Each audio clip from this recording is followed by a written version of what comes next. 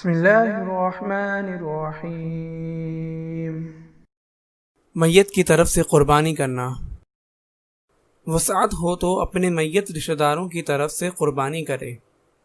حضرت اخنس کہتے ہیں کہ میں نے حضرت علی رضی اللہ تعالی عنہ کو دیکھا کہ 2 مینڈھے کی قربانی کر رہے ہیں، تو میں نے پوچھا یہ کیا؟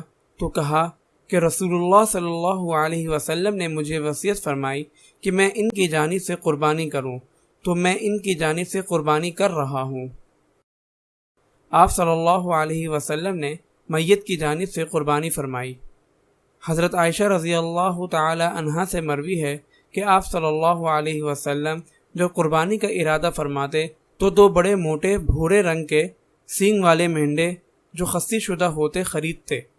ایک مینڈا اپنی امت کی جانب سے کرتے جس نے اللہ کے حق میں توحید کی اور آپ کے حق میں رسالت کی گواہی دی، اور دوسرا اپنی جانب سے اور اہل کی جانب سے کرتے۔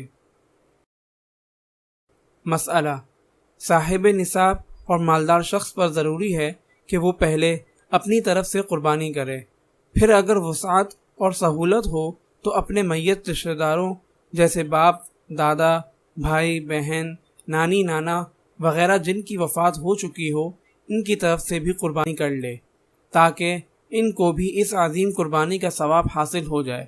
میت کی طرف سے قربانی کرنا ایک مستحب عمل ہے اور آپ صلی اللہ علیہ وسلم سے ثابت ہے۔ اگر آپ اس صدقہ جاریہ میں شامل ہونا چاہتے ہیں تو چینل کو سبسکرائب کریں اور لائک اور شیئر کرنا نہ بھولیں۔ جزاک اللہ خیرا۔